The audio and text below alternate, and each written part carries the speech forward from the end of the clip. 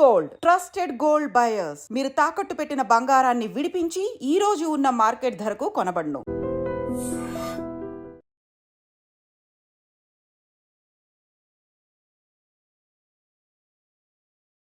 Welcome to I dream. Operation Sindoor space చేసినాయి కానీ participate ఎలా చేసినాయి. ఇక్కడ ఇంకొక పాయింట్ మనకు చెప్పింది ఏంటి అంటే ఒక్కళ్ళు కూడా బోర్డర్ దాటలేదు, ఏవి దాట. ఆపరేషన్ సింధూర్ సక్సెస్ తర్వాత భారత్ పాక్పై మరోసారి పోరాటం చేస్తుందా, అసలు ఆపరేషన్ సింధూర్ ఎలా స్టార్ట్ అయింది, ఎప్పుడు ఎండ్ అయింది అనే విషయాలు మనతో మాట్లాడడానికి మాజీ మేజర్ హర్షవర్ధన్ గారు ప్రస్తుతం మనతో ఉన్నారు. అని అడిగి చాలా క్లారిటీగా తెలుసుకుందాం. సార్ నమస్తే అండి. జై హింద్ మురళి గారు. జై హింద్ సార్. సార్ మీ ముఖంలో కొంచెం వెలుగు కనిపిస్తుంది. అంటే ఒక ఆన్సర్ అయితే ఇన్ని రోజులు నేను ఇక్కడికి వచ్చి ఆన్సర్ చెప్పాల్సి వచ్చింది. ఫైనల్గా Indian army, air force, navy answer చెప్పారు. So I'm also very happy. Okay sir, నా హ్యాపీ సరిపోతుంటారా? ఇచ్చిన స్ట్రైక్ చాలంటారా? లేదండి, ఇది జరిగినందుకు నాకు ఆనందంగా ఉన్నా కానీ ఎక్కడో చోట దాన్ని ఏమంటారు, నేనైతే కంప్లీట్గా హ్యాపీగా అయితే లేను. మెయిన్గా రెండు విషయాలండి, రెండు కాదు ఒక మూడు విషయాలు చెప్తాను. ఫస్ట్ విషయం ఏంటంటే ఇప్పుడు మనం ఇంతకుముందు ఉరీ చూసుకున్నా, ఉరీ అటాక్ జరిగినప్పుడు మనం సర్జికల్ స్ట్రైక్ చేసాం. ఆ తర్వాత పుల్వామా జరిగినప్పుడు మనం బాలాకోట్ ఎయిర్ స్ట్రైక్ చేసాం. అప్పుడు కూడా దాదాపు మనం చేసింది ఇదే. అంటే అప్పుడు కొద్దిగా తక్కువ మంది టెర్రరిస్టులను చంపుండొచ్చు, ఇప్పుడు ఎక్కువ మందిని చంపుండొచ్చు. ఇంతకుముందు లాంచ్ ప్యాడ్స్ మీద మనం అటాక్ చేసి ఉండొచ్చు. ఇప్పుడు ఎక్కడైతే వాళ్ళని తయారు చేస్తారో మదర్సాస్ ఏవైతే ఉన్నాయో వాళ్ళ మీద చేసాం. కానీ ఎందుకో నాకు ఇది ఇంకా తక్కువే అనిపిస్తుంది. అంటే మన Indian army, navy, air force కలిసి 1971 తర్వాత 3 యూనిట్స్, అంటే 3 ఆర్మీ, నేవీ, ఎయిర్ ఫోర్స్ 3 కలిసి చేసిన ఆపరేషన్ సింధూర్. సో దీన్ని 3 ఎంటిటీస్ ఉన్నాయి కాబట్టి ఇంకా క్యాపబిలిటీస్ ఎక్కువ ఉంటాయి. ఒకవేళ ఆర్మీ ఒక్కటే చేస్తే ఆర్మీ క్యాపబిలిటీస్ కొద్దిగా లిమిటెడ్గా ఉంటాయి, ఎందుకంటే ఆర్మీ దగ్గర ఫైటర్ జెట్స్ ఉండవు. అదే నేవీ, ఎయిర్ ఫోర్స్ అనుకోండి, అక్కడ ఫైటర్ జెట్స్ ఉంటాయి, మిసైల్స్ కొద్దిగా పెద్దవి ఉంటాయి. సో అలాగే 3 కలిసి చేసినప్పుడు ఇంకా పెద్ద ఎత్తున చేయాలని నేనైతే ఇప్పటికీ నమ్ముతున్నాను. అదొక విషయం నాకు ఇంకా నచ్చలేదు. మూడో విషయం ఏంటి అంటే పూంచ్, రజౌరి అని జమ్మూలో ఏరియాస్ ఉన్నాయి. ఎప్పుడైతే మనం ఈ స్ట్రైక్స్ చేసామో ఆ తర్వాత పూంచ్, రజౌరీలో ఏవైతే ఇప్పుడు మనం పాకిస్తాన్ మీద అటాక్ చేయాలనుకోండి, ఇప్పుడు అక్కడ టెర్రరిస్ట్ క్యాంప్స్ ఉన్నాయి కాబట్టి వాటి మీద మనం బాంబ్స్ అవి ఇవి వేసాం. అదే ఇండియాలో పాకిస్తాన్ అటాక్ చేయాలనుకోండి, ఇటువైపు ఏం టెర్రరిస్ట్ క్యాంప్స్ లేవు వాళ్ళు వేయడానికి. సో వాళ్ళు డైరెక్ట్గా సివిలియన్స్ని టార్గెట్ చేసి పూంచ్, రజౌరి ఏరియాలో కనీసం 15 మంది సివిలియన్స్ చనిపోయారు. ఒక రకంగా చూసుకుంటే అది మనం ఆ విషయంలో ఓడిపోయామన్న విషయాన్ని మనం గమనించాలి. ఎందుకంటే మొన్న పెహల్గాంలో 26 మంది చనిపోయారు, ఇవాళ సివిలియన్స్ 15 మంది చనిపోయారు. అంటే నేను ఇంతకు ముందు కూడా మీతో మాట్లాడినప్పుడు చెప్పాను, యుద్ధం లాంటిది ఏదైనా జరిగితే సివిలియన్స్ లైఫ్ కూడా థ్రెట్ ఉంటుంది అని. కానీ పాస్ట్లో ఒకసారి చూసుకుంటే కాశ్మీర్ వైపు ఎక్కువగా ఆర్టిలరీ షెల్లింగ్ అనేది జరగదు కంపారిటివ్గా చూసుకుంటే. ఎందుకంటే కాశ్మీర్లో ఎక్కువ ముస్లిం పాపులేషన్ కాబట్టి అక్కడ ఆర్టీ షెల్లింగ్ చేస్తే లోకల్స్కి, సివిలియన్స్కి ఏమన్నా అయితే వాళ్ళకి సపోర్ట్ దొరకదని చెప్పి పాకిస్తాన్ అటువైపు ఎక్కువ షెల్లింగ్ చేయదు. కానీ జమ్మూ వైపు ఏదైతే ఉందో, జమ్మూ రీజన్ ఎక్కడైతే మిక్స్డ్ పాపులేషన్ ఉందో, ఎక్కడైతే హిందూస్, ముస్లిమ్స్ అందరూ అన్ని మతాల వాళ్ళు ఉంటారో అటువైపు ఎక్కువగా షెల్లింగ్ చేసేది. ఇప్పటి నుంచనే కాదు, గత 30 సంవత్సరాల నుంచి కూడా ఎప్పుడన్నా జేఎండ్కేలో షెల్లింగ్ చేయాలి అంటే పాకిస్తాన్ మెజారిటీ టైం మనకి జమ్మూలోనే షెల్లింగ్ చేస్తారు. అది మనకి తెలిసినా కానీ, అంటే ఖచ్చితంగా చేస్తారని తెలిసినా కానీ కొద్దిగా ప్రోయాక్టివ్గా అక్కడ ఉన్న సివిలియన్స్ని ముందు ఎవాక్యువేట్ చేసి ఉండాల్సింది బోర్డర్ ఏరియా. హిస్టరీ చెప్తుంది కదండి జమ్మూ కొడతారని, మరి ఎందుకు? అదే కదండి, ఇప్పుడు ఇది Jammu and Kashmir law and order కిందకు వస్తుంది, ఇది స్టేట్ లా అండ్ ఆర్డర్ కింద. అక్కడ ఉన్న అఫీషియల్స్ కొద్దిగా ప్రోయాక్టివ్గా ఎందుకు తీసుకోలేదన్నది వాళ్ళే చెప్పాలి. ఇది ఇప్పటికైనా మంచిదైంది, ఇప్పుడైతే వాళ్ళని ఎవాక్యువేట్ చేశారు మొత్తం. కానీ కొద్దిగా ముందు చేసుంటే ఆ 15 ప్రాణాలు కూడా మిగిలి ఉండేయని నా ఉద్దేశం. ఓకే సార్, ఒకసారి ఆపరేషన్కి వెళ్దామండి. అవును, ఆపరేషన్కి ఎప్పటి నుంచి ఎప్పుడా ఎదురు చూస్తుంటే ఫైన్ డే ఒకసారి ఆయన. అవును, అంటే మనకి 7th మాక్ డ్రిల్స్ అని చెప్పి ఇక్కడ చెప్పి 6th, 7th నైట్నే వాళ్ళు అక్కడ మాక్ డ్రిల్స్ చేయించారు వాళ్ళ చేత. సార్ 3 యూనిట్లు ఎక్కడెక్కడ స్టార్ట్ అయి ఉంటాయి? అంటే చూడండి, ఇప్పుడు వరకు మనకి ఈ ఆపరేషన్ గురించి తెలిసింది గట్టిగా 10% వరకే. ఎందుకంటే ఇది కాన్ఫిడెన్షియల్ ఇన్ఫర్మేషన్ కాబట్టి అంత తొందరగా బయటికి రాదు, చిన్నగా వస్తుంది. అంటే ఇంతకుముందు సర్జికల్ స్ట్రైక్స్ అయినప్పుడు కానివ్వండి, ఎయిర్ స్ట్రైక్స్ అయినప్పుడు కానీ వెంటనే ఏ విషయం బయటికి రాదు కాన్ఫిడెన్షియాలిటీ వల్ల. ఇందులో ఇప్పుడు వరకు మనకు తెలిసిన విషయం ఏంటి అంటే army, navy, air force 3 participate చేసినాయి. కానీ పార్టిసిపేట్ ఎలా చేసినాయి, ఇక్కడ ఇంకొక పాయింట్ మనకు చెప్పింది ఏంటి అంటే ఒక్కళ్ళు కూడా బోర్డర్ దాటలేదు. కానీ మనం చూసుకోవాల్సింది ఏంటంటే across LC, across international border రెండింటిని దాటి మనం టార్గెట్స్ని అటాక్ చేసాం. ఏవి దాటకుండా ఎలా వెళ్ళినాయి? నా అనాలిసిస్ ప్రకారం నేనేమనుకుంటున్నాను అంటే మనకి శామ్ మిసైల్స్ అని ఉంటాయి. అంటే శామ్ అంటాం మనం, సర్ఫేస్ టు ఎయిర్ మిసైల్. అంటే భూమి మీద నుంచి మనం మిసైల్ వదిలిపెడితే అది వెళ్ళి గాల్లో తగలడం కానీ, లేకపోతే సర్ఫేస్ టు సర్ఫేస్ మిసైల్స్ ఉంటాయి. అవి ఆర్మీ దగ్గర ఉన్నాయి. సో ఆర్మీ నాకు తెలిసి సర్ఫేస్ మిసైల్స్ యూజ్ చేసి అక్కడ డిస్ట్రక్షన్ చేసి ఉండాలి. ఎయిర్ ఫోర్స్ వాటికి మనం బేసిక్గా ఈ ఆపరేషన్లో 2 రకాల మిసైల్స్ ఖచ్చితంగా వాడాం. ఒకటి హ్యామర్, ఒకటి స్కాల్ప్ అని.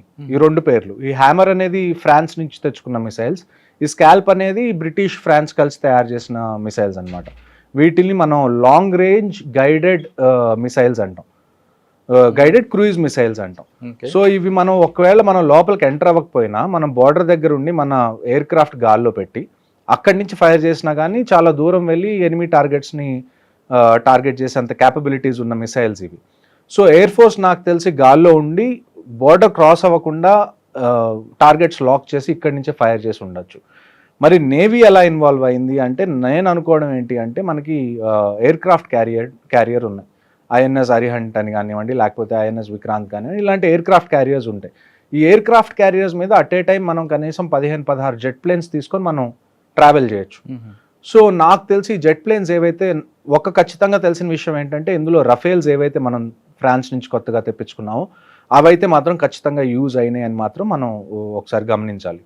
నాకు తెలిసి రఫేల్ ఎయిర్ క్రాఫ్ట్స్ ఏవైతే ఉన్నాయో ఇండియాలో ఉన్న ఏదన్నా బేస్ మీద నుంచి ఎగరకుండా ఈ ఎయిర్ క్రాఫ్ట్ క్యారియర్ నుంచి టేక్ ఆఫ్ అయ్యి అవి ఫైర్ చేసి మళ్ళీ ఎయిర్ క్రాఫ్ట్ క్యారియర్ మీద ల్యాండ్ అయినాయి అని నా ఉద్దేశం. కానీ మీరు చెప్తున్న ఆ ప్రాంతం అంతా కూడా గుజరాత్, ఆ ప్రాంతంలో సముద్రం ఉందండి, కానీ జెట్స్ కి చాలా అది కూడా ఉంటుంది కదా, చాలా దూరం వెళ్ళి వచ్చే కేపబిలిటీ ఉంటుంది. వాటిలో చాలా ఫ్యూయల్ ఉంటుంది. ఆల్మోస్ట్ కొన్ని వేల కిలోమీటర్లు అవి ట్రావెల్ చేసే అంత కేపబిలిటీ వాటికి ఉంటాయి. సార్ ఆపరేషన్ స్టార్ట్ అయింది, పర్టికులర్గా 9 ఏరియాలు కొట్టాం. అక్కడ మన టార్గెట్ ఉండాలని ఎప్పటి నుంచో మనకు ఆల్రెడీ ఉందా, ఐడెంటిఫై చేసి ఉంచి ఉన్నాం? అవునండి, మనకి కంటిన్యూస్గా ఇంటెలిజెన్స్ ఇంటర్సెప్షన్స్ అనేవి కంటిన్యూస్గా వస్తాయి. మీరు ఆపరేషన్ని పర్టికులర్గా చూసుకుంటే మనం 1 గంట 5 నిమిషాలకి స్టార్ట్ చేసి 1:30 కల్లా మనం అవగొట్టాం. అంటే జస్ట్ 25 నిమిషాల్లో 9 లొకేషన్లో 24 స్ట్రైక్స్ మనం చేయగలిగిన క్యాపబిలిటీ మనది. అంటే ఒక అరగంటలో మనం ఎంత డ్యామేజ్ చేయగలిగామో మీరు చూడొచ్చు. నేను అందుకే చెప్తుంది ఐఎమ్ స్టిల్ నాట్ హ్యాపీ. ఎందుకంటే అరగంటలో ఇంత చేయగలిగిన క్యాపబిలిటీస్ మనకు ఉన్నప్పుడు ఇంకొద్దిగా ఎక్కువ చేయాల్సింది. ఎందుకంటే ఉట్టి టెర్రరిస్ట్ క్యాంప్స్ మీద మనం ఎన్ని రోజులని టార్గెట్ చేస్తాం. ఇక్కడ మనకున్న ఇంకొక హోప్ ఏంటి అంటే మన పూర్వపు ఎవరైతే చీఫ్ ఆఫ్ ఆర్మీ స్టాఫ్ ఉన్నారో మాజీ సైన్యాధ్యక్షులు జనరల్ నరావనే గారు, ఆయన ట్వీట్ ఏం చేశారంటే ఇది జస్ట్ బిగినింగ్ మాత్రమే అని ట్వీట్ చేశారు. ఆ ఆశ అయితే నాకు ఇంకా ఉంది. ఇది జస్ట్ ఫస్ట్ రౌండ్, ఇంకా రౌండ్స్ ఉంటాయని నేను కోరుకుంటున్నాను. ఖచ్చితంగా నేను అలాగ అనుకుంటున్నాను, అలా అవ్వాలని అనుకుంటున్నాను. సార్ 9 ప్రాంతాల్లో కొట్టారు కదా, 9 ప్రాంతాల్లో ఒక్కొక్క ప్రాంతం గురించి చెప్పగలరా? అంటే ఏ విధంగా వాళ్ళు, నేను వీటిని 2-3 రకాలుగా విభజిస్తాను మనకి కొద్దిగా ఈజీగా అర్థం చేసుకోవడానికి. ఇందులో మూడు రకాల గ్రూప్స్ ఉన్నాయి. ఒకటి ఏంటంటే పాకిస్తాన్ ఆక్యుపైడ్ కాశ్మీర్ ఏదైతే ఉందో పిఓకేలో మెజారిటీ సైట్స్ మనం సెలెక్ట్ చేసుకున్నాం. ఎందుకంటే ఎవరైనా కాశ్మీర్లోకి ఎంటర్ అవ్వాలంటే ముందు పిఓకేలో ట్రైనింగ్ చేసి అక్కడి నుంచి ఈజీగా ఎంటర్ అవ్వచ్చు. కాబట్టి పిఓకేలో ఎక్కువ లాంచ్ ప్యాడ్స్ మన టార్గెట్ పిఓకే. కానీ ఈసారి మనం ఇంకా గట్టిగా చేసిన విషయం, చాలా అప్రిషియేట్ చేయాల్సిన విషయం ఏంటి అంటే మనం ఇప్పటివరకు ఎన్ని ఆపరేషన్స్ చేసినా మనం జస్ట్ ఎల్సీ ఒక్కటే దాటాం, line of control. International boundary అనే దాన్ని మనం ఎప్పుడు ఇంతకుముందు దాటలేదు. కానీ ఈసారి ఎస్పెషల్లీ ముజఫరాబాద్ అనే ప్లేస్, అబోటాబాద్ అని పాకిస్తాన్లో ఒక ప్లేస్ ఉంటుంది. ఆ అబోటాబాద్ 2 విషయాలకి చాలా ఫేమస్. ఒకటి ఏంటి అంటే ఇక్కడ మనకి ఇండియన్ మిలిటరీ అకాడమీ దెహ్రాదూన్లో ఎలాగుందో పాకిస్తాన్ మిలిటరీ అకాడమీ అబోటాబాద్లో ఉంది. అంటే అక్కడ ఉండే ఆర్మీ ఆఫీసర్స్ ఎవరైతే ఉంటారో అందరూ అక్కడే ట్రైన్ అవుతారు పాకిస్తాన్ మిలిటరీ అకాడమీలో. దాని పక్కనే దానికి కొద్ది దూరంలో ఒసామా బిన్ లాడెన్ ఎప్పుడైతే యుఎస్ వాళ్ళు చంపారో వాళ్ళు చంపింది కూడా అబోటాబాద్లోనే. సో పాకిస్తాన్ మిలిటరీ అకాడమీకి కొన్ని కిలోమీటర్ల దూరంలో ఒసామా బిన్ లాడెన్ కనీసం 4-5 సంవత్సరాలు దాక్కొని ఉన్నాడు, కానీ వాళ్ళకి తెలియదు అంటారు. విచ్ ఈస్ కుదరదు, అలా కుదరదు. మీ మిలిటరీ అక్కడే కొట్టారు కాబట్టి. సో ఈ ముజఫరాబాద్ అనేది కూడా అబోటాబాద్కి జస్ట్ పక్కనే ఉంటుంది. ఈ 2 సిటీస్ కూడా మళ్ళీ ఇస్లామాబాద్కి చాలా దగ్గరగా ఉంటాయి. సో ఒక రకంగా మనం స్టేట్మెంట్ ఏమి ఇచ్చాము అంటే మనం ఎల్సీ కానీ ఇంటర్నేషనల్ బౌండరీ కానీ క్రాస్ చేయకుండా మేము మిమ్మల్ని లోపలే టార్గెట్ చేయగలం అన్న ఒక సంకేతాన్ని అయితే పంపించాం మనం. And at the same time మీరు కొద్ది కిందకు వస్తే పంజాబ్, రాజస్థాన్ వైపు వస్తే మనకి మురీద్కి అని ఒకటి, ఆ తర్వాత బావల్పూర్ అని ఒకటి. ఈ 2 మనకి జైషే మొహమ్మద్ మళ్ళీ లష్కరే తయ్యబాది మెయిన్ ట్రైనింగ్ సెంటర్స్ ఏవైతే ఉన్నాయో ఆ 2 ఈ 2 ప్లేసెస్లో ఉన్నాయి. ఇవి కూడా కొద్దిగా పాకిస్తాన్లో ఇంటీరియర్స్లో ఉన్నాయి. దానికి తోడు కాశ్మీర్కి చాలా దూరంగా ఉన్నాయి ఇవి ఒకవేళ మనం బావల్పూర్ చూసుకున్నాం అనుకోండి, బావల్పూర్లో మౌలానా మసూద్ అజర్ ఎవరైతే మన జైషే మొహమ్మద్ హెడ్ ఉన్నాడో ముంబై అతని ఫ్యామిలీ ఆ కాంపౌండ్లోనే ఉంటారు. సో నిన్న మనకి తెలిసిన విషయం ఏంటంటే మసూద్ అజర్ ఫ్యామిలీలో 14 మందిని మనం చంపేశాం. ఇంకొక విషయం ఇక్కడ మనం గమనించాల్సింది ఏంటంటే ఆయన ఒట్టి మసూద్ అజర్ కాదు, మౌలానా మసూద్ అజర్. మౌలానా అంటే ఏంటండి, మదర్సాల్లో ఎవరైతే పాఠాలు చెప్తారో వాళ్ళని మౌలానా అంటారు, రిలీజియస్ టీచర్ బేసికలీ. సో ఎవరైతే టెర్రరిజంకి రిలీజన్ లింక్ లేదని చెప్తారో వాళ్ళు నాకు దీనికి ఆన్సర్ చెప్పండి. మసూద్ అజర్ని మౌలానా అని ఎందుకు అంటారు? ఒక ఇస్లామిక్ టీచర్గా ఆయనకి ఎందుకు ఆ కితాబ్ ఇచ్చారు మౌలానా అని? ఇప్పుడు ఎన్నైతే మనం స్ట్రైక్ చేసామో అందులో మెజారిటీ మనం స్ట్రైక్ చేసింది మదర్సాస్ని, మస్జిద్స్ని. వాళ్ళు ఆ కవర్ని యూజ్ చేసుకొని టెర్రరిజం చేస్తున్నారు. మళ్ళీ మీరు వచ్చి దానికి రిలీజన్కి సంబంధం లేదంటే అది తప్పు, ఆ లాజిక్ కుదరట్లేదు. సో దానికి కూడా ఆన్సర్ చెప్పాలి. ఓకే, రెండు ఓకే. ఇంకా మీకు ఐడియా వచ్చిన చెప్పండి. ఇంకా ఈ అంటే 9 ప్లేస్లు కొట్టాం మనం, 9 ప్లేస్లో 2 చెప్తున్నారు. 9 ప్లేసెస్లో 3 చాలా మనకి ఇంపార్టెంట్. ఓకే, మిగతావన్నీ చిన్న చిన్న లాంచ్ ప్యాడ్స్, లేకపోతే ఇంతకు ముందు కూడా మనం అటాక్ చేసిన లాంచ్ ప్యాడ్స్, దగ్గరలో ఉన్న లాంచ్ ప్యాడ్స్ ఏవైతే పాకిస్తాన్ ఆక్యుపైడ్ కాశ్మీర్లో ఉన్నాయో. నేను చెప్పే 3 ఏవైతే ఉన్నాయో అవి పాకిస్తాన్లో ఉన్నాయి. పాకిస్తాన్ ఆక్యుపైడ్ కాశ్మీర్లో లేవు, కంప్లీట్ పాకిస్తాన్లో ఉన్నాయి. ఏది మనకి ఒక ముజఫరాబాద్ ఒకటి ఏదైతే ఇస్లామాబాద్కి దగ్గరలో ఉంటుంది, ఒకటి మురీద్కి, అది లాహోర్కి లాహోర్ అంటున్నా, అది కొద్దిగా పంజాబ్ పైన పఠాన్కోట్ దానికి చుట్టుపక్కల ఉంటుంది. అదే మళ్ళీ మనం బావల్పూర్ వచ్చామనుకోండి, అది ఆల్మోస్ట్ రాజస్థాన్ బార్డర్కి ఎదురుగా ఉంటుంది. సో అంత డీప్గా వెళ్ళి మనం కొన్ని చోట్ల టార్గెట్స్ అయితే 10-15 కిలోమీటర్ల దూరంలోనే ఉన్నాయి. అంటే మనం ఇండియాకి ఎక్కడ పాకిస్తాన్ ఎక్కడ పోవడం అన్ని ప్రాంతాల నుంచి కొట్టాం. అవును, ఈవెన్ పంజాబ్, రాజస్థాన్, గుజరాత్, జమ్మూ వరకు, శ్రీనగర్ వరకు, అవును, అన్ని బోర్డర్ నుంచి మనం అన్ని బోర్డర్లు ఒక్కసారి అటెంప్ట్ చేస్తాం. అవును. ఇందులో అన్నిటికన్నా గొప్ప విషయం ఏంటంటే ఈ బావల్పూర్ ఒకటి, ఈ మురిద్కి ఒకటి, ఇవి చాలా లోపల ఉన్నాయి. అంటే మన ఐబీకి ఇంటర్నేషనల్ బౌండరీకి అంత దగ్గరలో లేవు.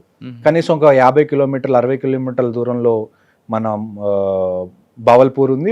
కనీసం ఒక 30-40 కిలోమీటర్ల దూరంలో ఈ మురిద్కే ఉంది. ఇలాంటి టార్గెట్స్ని కూడా మనం ఆ కంట్రీలోకి ఎంటర్ అవ్వకుండా, ఎయిర్ స్పేస్లోకి ఎంటర్ అవ్వకుండా టార్గెట్ చేయడం అన్నది చాలా గొప్ప విషయం. దాన్ని మనం ఖచ్చితంగా అభినందించాలి. సార్ మనం బోర్డర్ దాటి, ఇంటర్నేషనల్ బోర్డర్ దాటి మరి వెళ్ళాం అంటే ఇక్కడే కరెక్షన్. వెపన్ మన దగ్గరే ఉంది, జెట్ మన దగ్గరే ఉంది, మనం క్రాస్ అవ్వాలి ఇంటర్నేషనల్ బార్డర్. జస్ట్ ఆ వెపన్ లో నుంచి ఏదైతే మనం మిసైల్ వెళ్ళిందో ఆ మిసైల్ ఒక్కటే క్రాస్ అయింది, వెళ్ళింది. దానికి అబ్జెక్షన్ ఉంటుందా? అబ్జెక్షన్ అంటే ఇందులో ఇది జరిగిన వెంటనే నాకు నచ్చని విషయాలు ఇదొకటి. ఇండియన్ గవర్నమెంట్ వెంటనే స్టేట్మెంట్ రిలీజ్ చేసింది, మినిస్ట్రీ ఆఫ్ డిఫెన్స్, ఏమని, మేము చేసినవన్నీ precision strikes only on terrorist infrastructure which are non దాన్ని ఏమంటారు ఎస్కలేటరీ ఇన్ నేచర్ అని. అంటే వాళ్ళు చెప్పిన దాన్ని బట్టి ఏంటి అంటే ఏ బిల్డింగ్ ఉందో ఆ బిల్డింగ్ని చూసి ప్రిసైజ్గా ఆ బిల్డింగ్ మీదే మేము టార్గెట్ చేసాం. పాకిస్తాన్ ఆర్మీకి సంబంధించిన ఏ ఎలిమెంట్ని మేము టార్గెట్ చేయలేదు. దాని తర్వాత ఇది ఏదైతే మేము చేసామో దీన్ని మీరు అది చేయలేదు, పెద్ద విషయం చేయకూడదు, ఎందుకంటే మేము టెర్రరిస్ట్ని టార్గెట్ చేసాం, సివిలియన్స్ని కానీ పాకిస్తాన్ ఆర్మీని కానీ మేము టార్గెట్ చేయలేదు అని చెప్పి ముందు నుంచే మనం ఒక సంజాయిషి ఇచ్చుకున్నట్టు నాకు అనిపించింది. అది మీకు నచ్చలేదు? అది నాకు ఖచ్చితంగా నచ్చలేదు. మనం జస్ట్ ఒక స్టేట్మెంట్ ఇవ్వాల్సింది, పెహల్గామ్లో ఇది జరిగింది, దానికి జస్టిస్గా మేము ఇది చేస్తున్నాం, దానికి న్యాయం చేస్తున్నాం అని మేము చేసామని అంతవరకే చెప్పాల్సింది. ఆ తర్వాత అక్కడి నుంచి ఏమన్నా క్వశ్చన్లు వస్తే అప్పుడు మనం ఎక్స్ప్లెయిన్ చేస్తే ఒక అర్థం. ముందు నుంచే మనం ఎక్స్ప్లెయిన్ చేస్తే మనం ఎక్కడో లోవర్ హ్యాండ్లో ఉన్నట్టు, లేకపోతే దీన్ని పెద్దది అవ్వకుండా మనమే ఆపుతున్నట్టు ఒక సంకేతం లాగా వెళ్తుంది. అలా కాకుండా జస్ట్ మనం ఇది చేసేసాం అని చెప్పి కామ్గా ఉండాల్సింది. అటువైపు నుంచి ఏమన్నా క్వశ్చన్స్ వస్తే అప్పుడు మనం చెప్పాల్సింది. లెట్ దెమ్ ఆస్క్, అప్పుడు ఎక్స్ప్లెయిన్ చేయండి. మీరే ముందు ఎందుకు సెల్ఫ్ ఎక్స్ప్లెనేటరీ ఇస్తున్నారు? అంటే గవర్నమెంట్కి చెప్పే అంత పెద్దవాడిని కాదు, కానీ అట్ ద సేమ్ టైం చూడ్డానికి ఎలాగుంటుంది అంటే పర్సెప్షన్ పరంగా అది వీళ్ళు ఎందుకు ముందే సంజాయిషి చెప్పుకుంటున్నారు, తప్పేం చేయలేదు కదా. ఇప్పుడు ఇజ్రాయెల్ ఉంది, యుఎస్ ఉంది, వాళ్ళు వేరే కంట్రీస్లో అసాసినేషన్ చేస్తారు, జెట్ ప్లేన్స్ని పంపించి అక్కడ చంపుతారు, అక్కడ బాంబ్ చేస్తారు. వాళ్ళు ఇలాగ ఎక్స్ప్లెయిన్ చేసుకుంటూ వెళ్ళరు, మేము ఎందుకు చేసాం. వాళ్ళు మేము చేసామని చెప్తారు అంతే. ఆ తర్వాత ఎవరైనా క్వశ్చన్స్ అడిగితే అప్పుడు ఎక్స్ప్లెనేషన్ ఇస్తారు, అప్పుడు డీటెయిల్గా వెళ్తారు. మనం కూడా అలా వెళ్ళాల్సింది. అంటే పోనీ ఇది ఊరక పైకి అలాగా చూపించి మళ్ళీ సెకండ్ రౌండ్ ఉంటే నేను ఖచ్చితంగా ఆనందిస్తాను.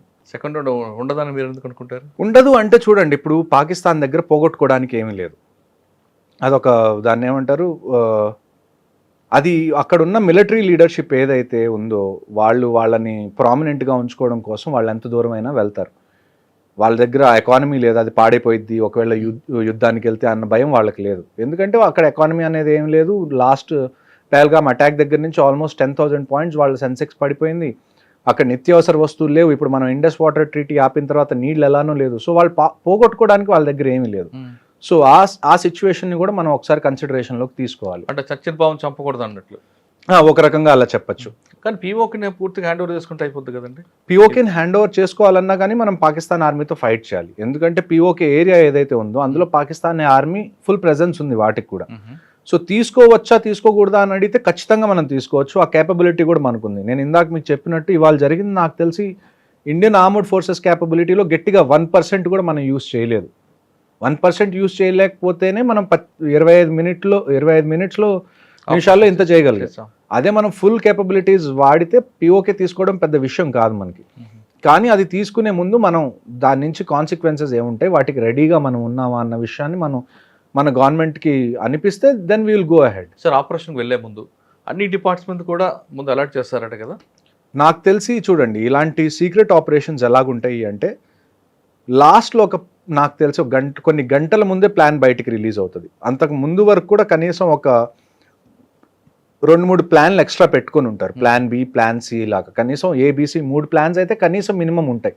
ఎందుకంటే ఇలాంటి సీక్రెట్ ఆపరేషన్స్లో కొన్నిసార్లు ఇన్ఫర్మేషన్ లీక్ అవ్వడానికి కూడా ఛాన్సెస్ ఉంటాయి. ఒకవేళ ఇన్ఫర్మేషన్ లీక్ అయింది అనుకోండి, మనం ముందు నుంచే అనుకున్న ఆపరేషన్ మనం అప్పుడు తలపెడితే వాళ్ళు ఆల్రెడీ రెడీగా ఉంటారు ఇన్ఫర్మేషన్ లీక్ అయింది కాబట్టి. సో ఇలాంటి ఆపరేషన్స్ ఎలాగుంటాయంటే మనం ముందే ఒక 3-4 ఆప్షన్స్ రెడీగా పెట్టుకుంటాం. అందులో లాస్ట్లో కొన్ని గంటలు మిగిలిందన్నగానే ఏ ఆపరేషన్ అనేది ఫైనల్ అవుతుందో అప్పుడు చెప్తారు. దాన్ని బట్టి అప్పటి వరకు అందరూ ప్రాక్టీస్ చేస్తూ ఉంటారు. ఒకసారి ఫైనల్ ఆర్డర్స్ వచ్చిన తర్వాత వాళ్ళు ఏదైతే ఆపరేషన్ ని ఫైనల్ చేశారో దాన్ని వాళ్ళు కంప్లీట్ చేస్తారు. ఆపరేషన్ ఫైనలైజ్ అయిన తర్వాత ఆపరేషన్ స్టార్టింగ్ ఎంత టైం ఉంటుంది మధ్యలో?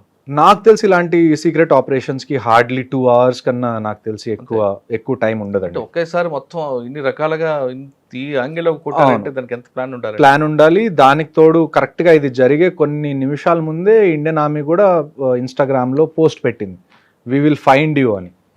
సో ఫస్ట్ మనం ఒక ఇండికేషన్ ఇచ్చాం, మేము మిమ్మల్ని ఎక్కడ దాక్కున్నా కనిపెడతాము అని. ఆ కనిపెట్టి మరీ కొట్టారు, చెప్పి మరీ చేసినట్టు ఒక రకంగా. అక్కడి నుంచి మళ్ళీ రిటాలియేషన్ కూడా మనకు వస్తుంది ఈ పూంచ్ రజౌరీలో. సార్ ఆపరేషన్ ఎలా జరిగింది? ఆపరేషన్ కి దాదాపు 9 ప్రాంతాలకు టార్గెట్ చేసాం.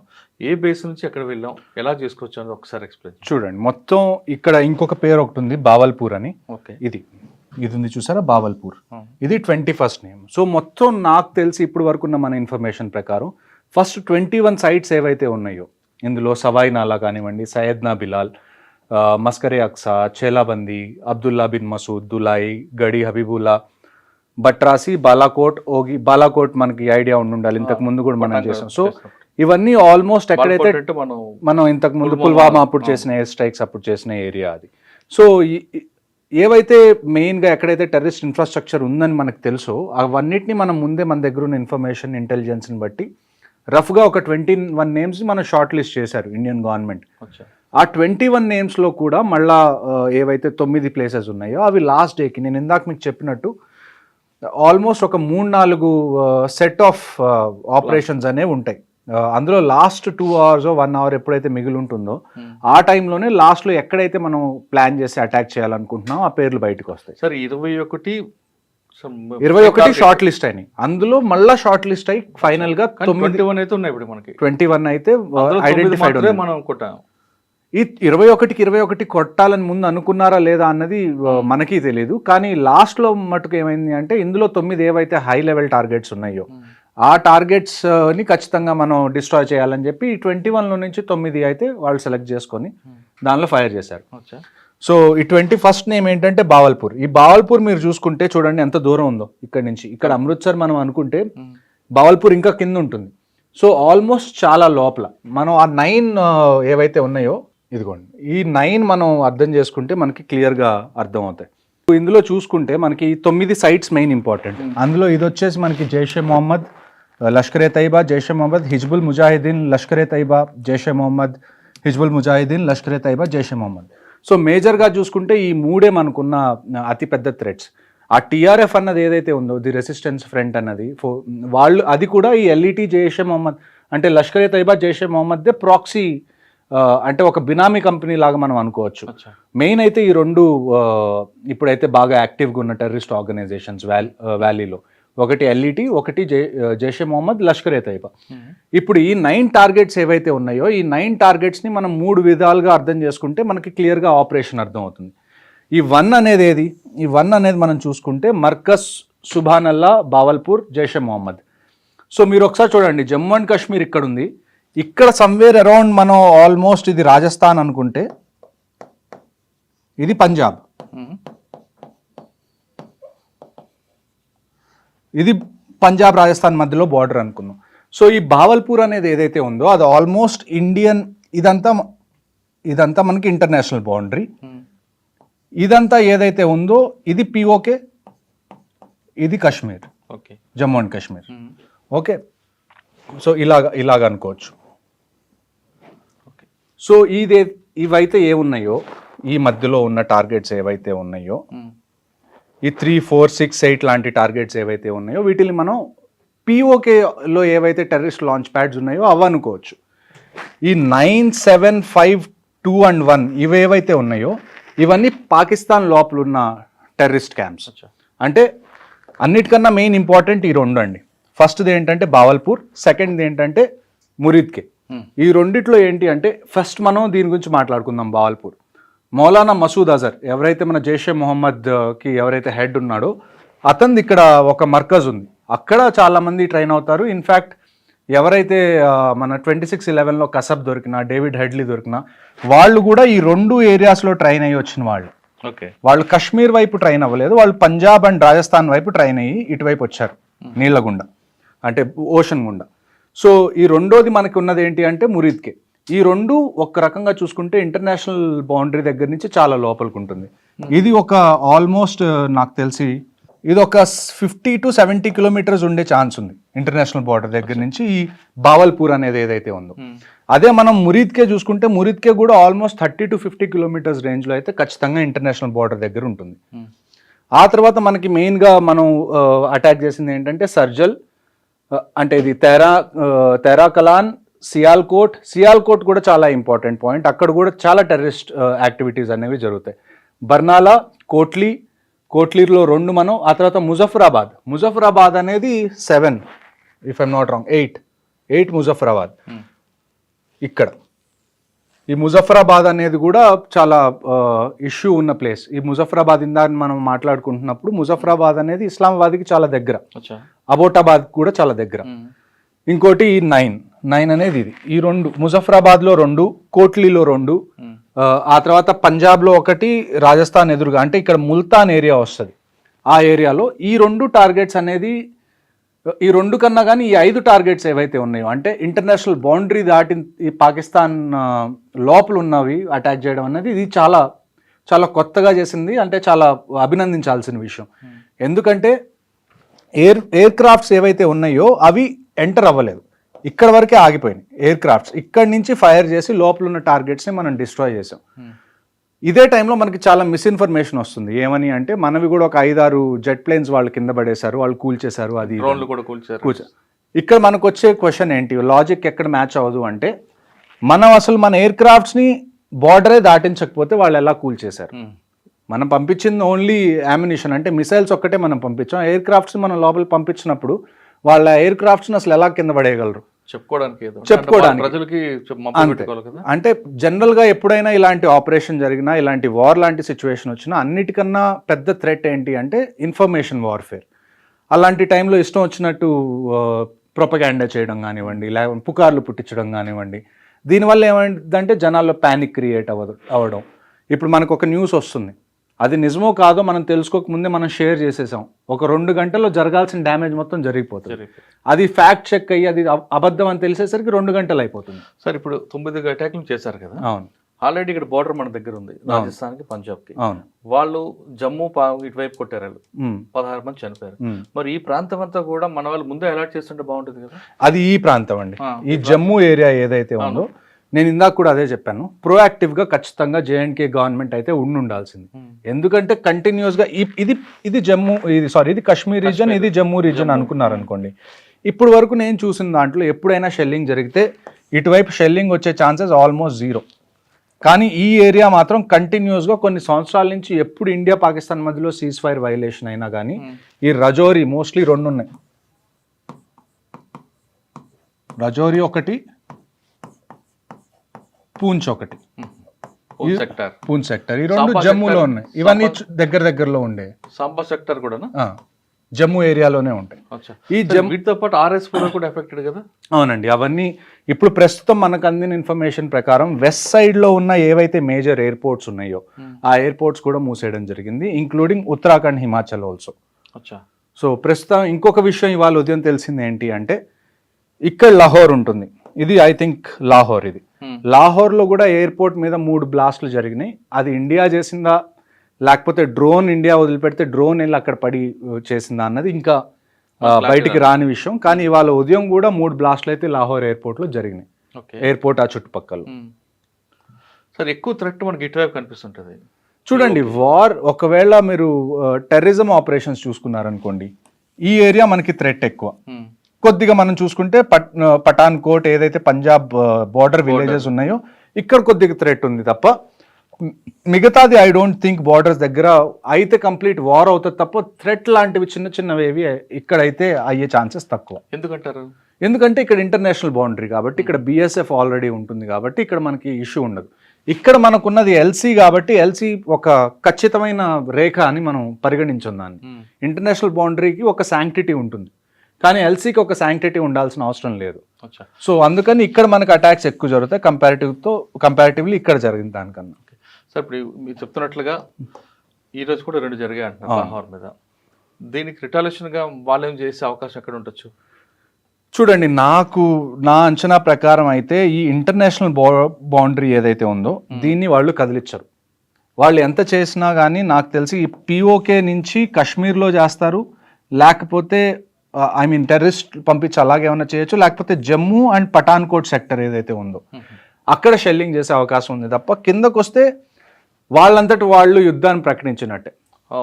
సో ఈ ఇంటర్నేషనల్ గేమ్ ఇక్కడే ఆడాలి, ఎందుకంటే ఇక్కడ LC ఉంది కాబట్టి. ఇంటర్నేషనల్ బౌండరీకి ఒక పవిత్రత ఉంటుంది, ఆ పవిత్రతని వాళ్ళు ఏమన్నా, ఇప్పుడు మనం నిన్న క్రాస్ చేసాం ఇంటర్నేషనల్ బౌండరీ, కానీ క్రాస్ చేసినా కానీ మనం ఎప్పుడు పాకిస్తాన్ మిలిటరీ ఇన్ఫ్రాస్ట్రక్చర్ కానివ్వండి, లేకపోతే పాకిస్తాన్ దగ్గర ఉన్న ఎక్విప్మెంట్ని కానివ్వండి, సివిలియన్స్ని కానీ మనం టార్గెట్ చేయలేదు.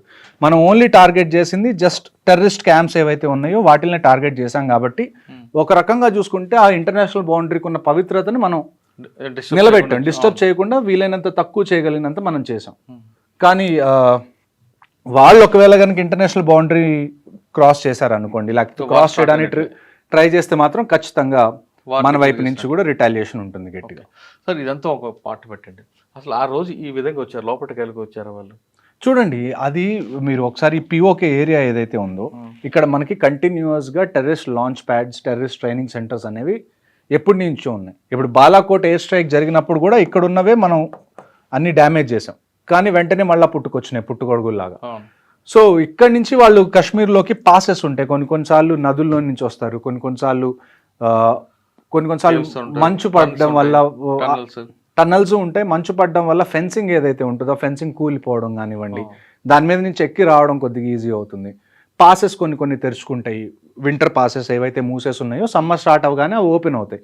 సో అటువైపు నుంచి వచ్చి వాళ్ళు ముందే ఏదైతే ఫారెస్ట్ ఉందో ఆ ఫారెస్ట్లో వాళ్ళు ముందే దాక్కున్నారు, ఆ ఫారెస్ట్లో దాక్కొని అక్కడి నుంచి పహల్గామ్లో అటాక్ జరిగిందని చెప్పి నాకు తెలిసిన ప్యాటర్న్. సార్ వీళ్ళకి లోకల్ వాళ్ళు సపోర్ట్ చేశారనేది వాస్తవం అంటారా? ఖచ్చితంగా ఉందండి. ఇప్పుడు ఇంకొక విషయం ఏం జరిగిందంటే, రీసెంట్గా వీళ్ళకి ఎవరైతే లాజిస్టిక్స్ ప్రొవైడ్ చేశారో, పహల్గామ్ అటాక్ చేసిన వాళ్ళకి ఎవరైతే లాజిస్టిక్స్ ప్రొవైడ్ చేశారో ఒక వ్యక్తి, వాళ్ళకి తిండి పెట్టడం కానీ, వాళ్ళు ఉండడానికి ఏరియా ఇవ్వడం కానీ, అతన్ని ఆర్మీ పట్టుకోవడానికి వెళ్తే అతను తప్పించుకుందామని చెప్పి నదిలో దూకి ట్రై చేస్తే చనిపోయాడు. సో లోకల్స్ది ఖచ్చితంగా ఇందులో ప్రమేయం ఉంది. అందుకే ఈ ఇన్సిడెంట్ జరిగిన వెంటనే 1500 మంది ఆన్ గ్రౌండ్ వర్కర్స్ని Indian army, Jammu and Kashmir police arrest చేసి వాళ్ళని ఇంట్రాగేట్ చేసిన తర్వాత వచ్చిన న్యూస్ని బట్టి అతన్ని పట్టుకోవడానికి వెళ్ళారు. ఓకే సార్, ఇదంతా ఒక పార్ట్ అండి. కానీ పహల్గామ్లో చేసిన అటాక్ ఆ నలుగురు ఇప్పుడు దొరుకుతారండి? ఆ నలుగురు కదా ఇంపార్టెంట్. చూడండి, ఇప్పుడు మీరు మొక్కలు పీకేయడం కన్నా కానీ దాన్ని ఏవైతే వేళ్ళు వేర్లు ఆకులు తుంచడం కన్నా వేర్లు నుంచి బయటికి పెకిలించి తీయడం కరెక్ట్ అప్రోచ్ అని నా ఉద్దేశం. ఈ నలుగురు ఖచ్చితంగా దొరుకుతారు, వీళ్ళు ఎక్కువ టైం పట్టదు. ఈ రోజుకి నాకు తెలిసి 2 వారాలు అవుతుంది మన అటాక్ అయ్యి. నాకు తెలిసి ఈ మంత్ అయిపోయే లోపల, మే అయిపోయే లోపల ఆ నలుగురిలో కనీసం 2 అయినా చనిపోతారని చెప్పి నేను ఖచ్చితంగా చెప్పగలను. సార్ వాళ్ళకి ఒక బాగా కరడు కట్టిన వాళ్ళు టెర్రరిస్టులు కాబట్టి వాళ్ళు 3-4 days అయినా ఫుడ్ లేకపోయినా ఉండిపోతారు ఈ ప్రాంతంలో అనేది.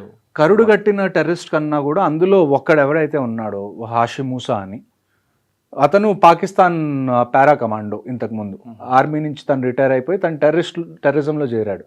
సో మెయిన్ మనం పట్టుకోవాల్సిన వాళ్ళు ఎవరన్నా ఉన్నారు అంటే దట్ షుడ్ బి మూసా. ఎందుకంటే అతన్ని పట్టుకుంటే అతని దగ్గర ఉన్న క్రెడిబుల్ ఇన్ఫర్మేషన్ ఏదైతే ఉందో, అంటే తను పాకిస్తాన్ ఆర్మీలో ఇంతకుముందు చేశాడు అని తెలిస్తే దాన్ని మనం UN దాకా ఎస్కలేట్ చేయొచ్చు. సో అందుకని చెప్పి వీళ్ళని పట్టుకోవడం చాలా ఇంపార్టెంట్. నాకు తెలిసి ఇండియన్ ఆర్మీ, JNK పోలీస్ ఖచ్చితంగా పనిలో ఉంటారు ఈ పనిలో. ప్రతి చోట నుంచి ఇన్ఫర్మేషన్ గ్యాదర్ చేసి వాళ్ళని పట్టుకోవడానికి నాకు తెలిసి ఈ మంత్ ఎండ్ లోపల కనీసం 2 అయితే వాళ్ళు చనిపోతారని నేను షూర్గా చెప్పగలను. ఓకే సార్, ఫైనల్గా చెప్పండి, ఈ ఇష్యూ జరుగుతుంది, ఇది ఇప్పుడు ఆగేది కాదు, కానీ ప్రజల వైపు నుంచి ఏం సహకారం కావాలండి? ప్రజల వైపు నుంచి సహకారం ఎలాగుంటుందంటే అండి, ఇప్పుడు ఫర్ ఎగ్జాంపుల్ పోలీసు, ఆర్మీ కాకుండా లేదు, ప్రతి పౌరుడు, ప్రతి జాబ్ అనేది చాలా ఇంపార్టెంట్ ఈ టైంలో. వార్ జరిగినప్పుడు ఫర్ ఎగ్జాంపుల్ ఇప్పుడు మనం మాక్ డ్రిల్స్ గురించి మాట్లాడుకున్నాం. 7వ తారీఖు మనం మాక్ డ్రిల్ చేయాలి అని అనుకున్నాం. ఒకవేళ నిజంగా ఇక్కడ ఒక పాకిస్తానీ ఫైటర్ జెట్ వచ్చి హైదరాబాద్ మీద బాంబు వేయాలని అనుకుంది, ఇందులో అందరికన్నా పెద్ద పాత్ర ఎవరిది ఉంటుందో తెలుసా అండి? Line man. ఒక ఎలక్ట్రిసిటీ డిపార్ట్మెంట్లో లైన్ మెన్ ఎవరు ఉంటారో, లేకపోతే సబ్ స్టేషన్లో ఎవరైతే ఈ ఎలక్ట్రిసిటీ మొత్తాన్ని మేనేజ్ చేస్తున్నారో వాళ్ళ మీద కూడా చాలా ప్రెషర్ ఉంటుంది, వాళ్ళ మీద కూడా ఒక బాధ్యత ఉంటుంది. ఒకవేళ ఎయిర్ ఫోర్స్ ఫైటర్ జెట్స్ వస్తున్నాయి అనుకోండి, మొత్తం బ్లాక్అవుట్ చేయాలి, అంటే లైట్స్ ఏమీ కనపడకూడదు. మీకు మాక్ డ్రిల్లో రీసెంట్గా మీరు చూసుంటారు, లైట్స్ అన్ని ఆపుకొని ఇంట్లోనే ఉండాలి అని. అలాంటి టైంలో ఒక లైన్ మ్యాన్కో లేకపోతే ఒక సబ్ స్టేషన్ ఎవరైతే చూసుకుంటున్నారో వాళ్ళకి ఒక ఐడియా ఉండాలి, ఎప్పుడు మనం లైట్స్ అన్ని ఆపేయాలి. వస్తుందని ఎలా తెలుస్తుంది? అది గవర్నమెంట్ నుంచి వీళ్ళకి ఇన్ఫర్మేషన్ వస్తుంది, పోలీస్ నుంచి ఇన్ఫర్మేషన్ వస్తుంది. సో ప్రతి మనిషి వాళ్ళ పనులు ఏవైతే, ఇప్పుడు కొన్ని లైన్స్ అంటాం మనం, లైన్ ఆఫ్ కమ్యూనికేషన్ అంటాం. లైన్ ఆఫ్ కమ్యూనికేషన్లో మనకి ఏమొస్తాయి? రోడ్స్ వస్తాయి, రైల్వే ట్రాక్స్ వస్తాయి, ఎలక్ట్రిసిటీ వైర్స్ వస్తాయి, ఫోన్ వైర్స్ వస్తాయి, ఆ తర్వాత మనకి గ్యాస్ కానీ లేకపోతే ఆయిల్ పైప్ లైన్స్ ఉంటాయి, అవి వస్తాయి. ఆ తర్వాత మన అందరం ఇంటర్నెట్ వాడుతున్నాం, ఆప్టికల్ ఫైబర్ కేబుల్ వేసి ఉంటుంది గ్రౌండ్ లోపల. ఇవన్నీ చాలా ఇంపార్టెంట్. సో వీటిల్లో ఏది డ్యామేజ్ అయినా కానీ అవి రిపేర్ అయిపోయే లోపల లేకపోతే వాటిని మళ్ళీ కొత్తది ఇన్స్టాల్ చేయడానికి చాలా టైం పడుతుంది. సో ఎవరైతే గ్రౌండ్ మీద ఉంటున్నారో ఈ వైటల్ ఏవైతే ఉన్నాయో, రోడ్స్ కానివ్వండి, రైల్వేస్ కానివ్వండి, లేకపోతే ఎలక్ట్రిసిటీ వైర్స్ కానివ్వండి, పైప్ లైన్స్ కానివ్వండి, వాటర్ సప్లై కానివ్వండి, ఇలాంటివన్నీ ఏమి డ్యామేజ్ అవ్వకుండా, ఒకవేళ డ్యామేజ్ అవుతున్నా ఎవరన్నా చేస్తున్నా దాన్ని వెంటనే అధికారుల దృష్టికి తీసుకెళ్లడం ప్రతి సివిలియన్ చేయాల్సిన పని. ఇందులోనే ఇంకొక గొప్ప విషయం వచ్చేది ఏంటి అంటే NCC cadets. మన దగ్గరున్న యూత్లో అందరికన్నా most disciplined and trained force ఏదన్నా ఉంది అంటే అది national cadet core. NCC cadets కూడా ఏం చేస్తారంటే ఒకవేళ వార్ వచ్చింది అనుకోండి, ఇక్కడ నుంచి చాలామంది ఫ్రంట్ లైన్స్కి వెళ్ళిపోతారు, పోలీసులు కూడా చాలా విషయాల్లో బిజీ అయిపోతారు. అలాంటి టైంలో రోడ్ మేనేజ్మెంట్ కానివ్వండి, ట్రాఫిక్ మేనేజ్మెంట్ కానివ్వండి, ఎక్కడన్నా పోలీసులకు కూడా ఎక్స్ట్రా మ్యాన్ పవర్ కావాలనుకోండి, అలాంటి టైంలో NCC cadets కూడా పోలీసులకి హెల్ప్ చేస్తారు, లా అండ్ ఆర్డర్కి హెల్ప్ చేస్తారు. వాళ్ళతో పాటు భారత్ స్కౌట్ కూడా ఉంది కదా? అవును, వాళ్ళు కూడా వస్తారు. కాకపోతే NCC ఏంటంటే ఆర్మీతో చాలా క్లోజ్గా ట్రైన్ చేస్తుంది కాబట్టి వాళ్ళకి కొన్ని విషయాలు NSS కానివ్వండి లేకపోతే స్కౌట్స్ అండ్ గైడ్స్ కానీ వాళ్ళకి తెలియనివి వీళ్ళకి తెలిసే అవకాశం ఎక్కువ ఉంటుంది. అంటే వాళ్ళు కూడా రోడ్డు మీదకి వచ్చి ఖచ్చితంగా అండి, ప్రతి ఒక్కళ్ళు రావాల్సిన అవసరం వస్తుంది ఒకవేళ నిజంగా కనుక వార్ వస్తే. వాళ్ళిద్దరు కాకుండా, ఆ 2 ఏజెన్సీస్ కాకుండా సివిల్ అన్న కామన్ మ్యాన్ కూడా ఏం చేయాలి? కామన్ మ్యాన్ అదే కదండి, ఇప్పుడు మీరు ఇంటి దగ్గర ఉన్నారు, మీ ఇంటి దగ్గర ఎవరో ఒక రోడ్డు మీద గుంత తవ్వుతున్నారు చాలా పెద్దది, అటువైపు నుంచి ఇప్పుడు హైదరాబాద్ సికింద్రాబాద్లో కూడా మనకి కంటోన్మెంట్స్ ఉన్నాయి. రేపు వార్ అయితే ఇక్కడి నుంచి ఎక్విప్మెంట్ తీసుకొని వీళ్ళు కూడా వెళ్తారు కదా, అలా వెళ్ళేటప్పుడు మధ్యలో ఎవరైనా రోడ్డుకి గుంతలు తవ్వుతున్నారా వాళ్ళ మూవ్మెంట్ ఆపడానికి, లేకపోతే రైల్వే ట్రాక్స్ని ఏమైనా డిస్టర్బ్ చేయడానికి ట్రై చేస్తున్నారు, ఇలాంటివి మీకు కనపడినప్పుడు మీ బాధ్యత ఏంటి అంటే వెంటనే అధికారులకు చెప్పడం, ఇక్కడ ఎవరన్నా వచ్చి రోడ్ల మీద అనవసరంగా గుంతలు తవ్వుతున్నారు, ఆర్మీ కాన్వాయ్ వెళ్తుంటే. ఇంకొక విషయం ఏంటి అంటే అన్నిటికన్నా చాలా ఇంపార్టెంట్ విషయం మిలిటరీ ఆపరేషన్స్లో సీక్రసీ, కాన్ఫిడెన్షియాలిటీ. అది ఎప్పుడు పోతుంది అంటే ఇక్కడి నుంచి మనం ఎక్విప్మెంట్ తీసుకొని వెళ్తున్నప్పుడు దాని ఫోటోలు తీయడం, వీడియోలు తీయడం, దాన్ని పోస్ట్ చేయడం, దీనివల్ల ఏమవుతుంది అంటే ఎనిమికి తెలిసిపోతుంది మనం ఏమేమి ఎక్విప్మెంట్ తీసుకొని వస్తున్నాం, ఎంతమంది వస్తున్నాం అని ఒక రఫ్గా ఒక ఐడియా వస్తుంది, దానికి ప్రిపేర్ అయ్యి ఉంటాడు. సో మనం చేయాల్సింది ఏంటంటే సివిలియన్స్గా మీరు ఒకవేళ ఆర్మీ కాన్వాయ్ వెళ్తూ కనపడింది, మీరు జస్ట్ సెల్యూట్ చేయడమో, లేకపోతే వాళ్ళకు ఒక వాటర్ బాటిల్ ఇవ్వడమో, లేకపోతే ఒక చాయ్ ఒక ఫ్లాస్క్లో పోసి ఇవ్వడం తప్ప ఒక వీడియో తీసి నేను దాన్ని సోషల్ మీడియాలో పెడతాను అంటే మాత్రం దాన్ని అది ఒక మంచి విషయం కాదని చెప్పి మన వాళ్ళు చాలా మంది సెల్ఫీలు తీసుకొని పెడుతుంటారు. సెల్ఫీలు తీసుకోను, లేకపోతే రోడ్ మీద అలా వెళ్తుంటే వీడియో తీసి ఇండియన్ ఆర్మీకి సెల్యూట్ చేస్తున్నట్టు పెట్టిన, ఇవన్నీ మాకు అర్థం అవుతుంది. మీరు చాలా మనకు తెలియకుండానే నేరం చేస్తున్నట్లుగా తప్పు చేస్తున్నాం. మీకు ప్రేమ ఉంది, అది మీరు చూపించుకోవాలనుకుంటున్నారు, అందులో తప్పు లేదు. కానీ కొద్దిగా సెక్యూరిటీ పారామీటర్స్ ఏవైతే ఉంటాయో అవి కూడా దృష్టిలో పెట్టుకొని మీరు ఆన్లైన్ ఏం పోస్ట్ చేస్తున్నా కానీ 1-2 సార్లు ఆలోచించి పోస్ట్ చేయాలని నా మనవి. ఓకే, ఫైనల్గా ఇంకోసారి చెప్పండి, ఇప్పుడు జరిగిన ఆపరేషన్ ఎక్కడో ఆగిపోతుందా లేదా అంతం కాదు ఆరంభం అయింది? నన్ను అడిగితే ఆగకూడదండి, ఆగకూడదు. ఎందుకు అంటే ఇంతకుముందు మనం ఉరి జరిగినప్పుడు కూడా మనం సర్జికల్ స్ట్రైక్స్ చేసాం, టెర్రరిస్ట్నే చంపాం. ఆ తర్వాత పుల్వామా జరిగింది, బాలాకోట్ ఎయిర్ స్ట్రైక్స్ చేసాం, మనం టెర్రరిస్ట్నే చంపాం. ఇప్పుడు మళ్ళీ ఇది పహల్గామ్ అయింది, మళ్ళీ మనం అటాక్ చేస్తున్నాం, టెర్రరిస్ట్నే చంపుతున్నాం. జస్ట్ టెర్రరిస్ట్ని చంపినంత మాత్రాన ఈ ప్రాబ్లంకి పర్మనెంట్ సొల్యూషన్ అనేది రాదు. మనం 2 విషయాలు ఇండియా ఖచ్చితంగా చేయాల్సింది ఏంటి అంటే, ఫస్ట్ విషయం పాకిస్తాన్లో పాకిస్తాన్ ఆర్మీ కన్నా పాకిస్తాన్ గవర్నమెంట్ని ఎలా పవర్ఫుల్ చేయాలి. ఎందుకంటే మీరు ఇప్పుడు ఇండియాలో కూడా ఆర్మీ, నేవీ, ఎయిర్ ఫోర్స్ ఉన్నాయి అండ్ వీఆర్ పవర్ఫుల్. కానీ మేము ఏ రోజన్నా గవర్నమెంట్కి అగేన్స్ట్కి వెళ్ళాం. ఎందుకంటే ఇక్కడ ఉన్న గవర్నమెంట్ ప్రజల చేత ఎన్నుకోబడిన గవర్నమెంట్. అంటే మాకు ఆ గవర్నమెంట్ నుంచి ఏమొస్తున్నా ఆర్డర్స్ అది ఇండైరెక్ట్గా ప్రజల నుంచి వస్తున్నట్టే, అంతే కదా. సో మేము దాన్ని లెక్క చేయకుండా ఉంటే మేము ఈ జనాల్ని లెక్క చేయనట్టు అర్థం. సో పాకిస్తాన్లో ఏంటంటే అక్కడ ఒక గవర్నమెంట్ ఎలక్ట్ అవుతుంది, ఆ ఎలక్ట్ అయిన గవర్నమెంట్ ఏదైనా చేద్దాం అనుకునే లోపల అక్కడ పాకిస్తాన్ ఆర్మీ వచ్చేసి ఆ గవర్నమెంట్ని నెట్టేసి వాళ్ళు మళ్ళీ పాలించడం మొదలు పెడతారు. సో ఇండియా టార్గెట్ ఏముండాలి అంటే పాకిస్తాన్ గవర్నమెంట్ ఏదైతే ఉందో దాన్ని పాకిస్తాన్ ఆర్మీ కన్నా పవర్ఫుల్ చేయడం ఫస్ట్ విషయం మనకు కావాలి. రెండో విషయం ఏంటి అంటే ఈ ఆపరేషన్స్తో పాటుగా మనం చేయాల్సింది ఏంటి అంటే, ఇప్పుడు Pakistan is also a nuclear country, వాళ్ళ దగ్గర కూడా న్యూక్లియర్ కేపబిలిటీస్ ఉన్నాయి. మనం ఏమేం డాక్యుమెంట్స్ లేకపోతే ఏమేం ప్రూఫ్స్ కలెక్ట్ చేసి మనం యునైటెడ్ నేషన్స్లో ఎలాగ అపీల్ చేయాలి అంటే, ఇలాంటి పనులు పాకిస్తాన్ చేస్తుంది కాబట్టి యుఎన్ షుడ్ మేక్ షూర్ పాకిస్తాన్ని డీన్యూక్లియరైజ్ చేయాలి. పాకిస్తాన్ దగ్గర న్యూక్లియర్ అసెట్స్ ఉంటే కోతి కొబ్బరి చెప్పు ఉన్నట్టే. సో అందుకని చెప్పి వాళ్ళ దగ్గర నుంచి న్యూక్లియర్ అసెట్స్ అనేవి మనం యునైటెడ్ నేషన్స్ ద్వారా తీసేయడం అనేది ఒక దాన్ని ఏమంటారు లాంగ్ రన్లో మనకి చాలా బెనిఫిట్ అయ్యే ఒక ప్లాన్.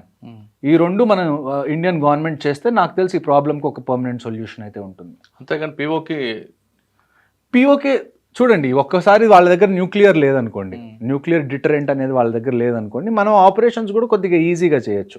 పిఓకే ఇప్పుడు ఈ government for example Modi government మేము పిఓకే తెస్తాం అని అన్నా కానీ it doesn't happen in a week or A month. దానికి చాలా టైం పడుతుంది, దానికి బ్యాక్గ్రౌండ్ వర్క్ కూడా చాలా కావాలి. అలాంటి బ్యాక్గ్రౌండ్ వర్క్లో నన్ను అడిగితే ఆ న్యూక్లియర్ ఏవైతే ఉన్నాయో న్యూక్లియర్ అసెట్స్ పాకిస్తాన్ దగ్గర అది యుఎన్ జప్తు చేసుకున్న తర్వాత మనం ముందుకెళ్ళడం better.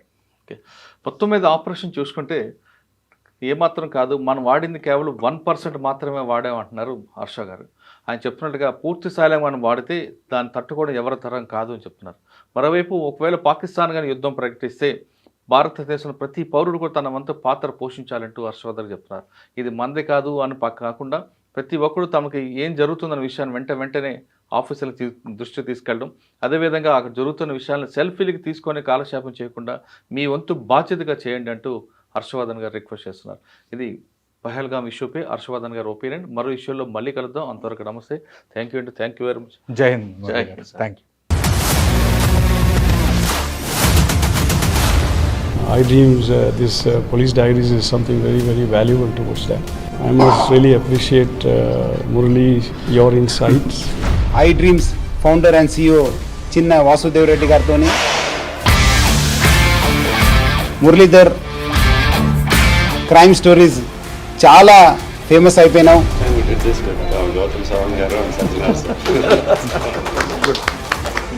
Well done. Congratulate him for doing so well. And I congratulate him, his boss also. For doing so well.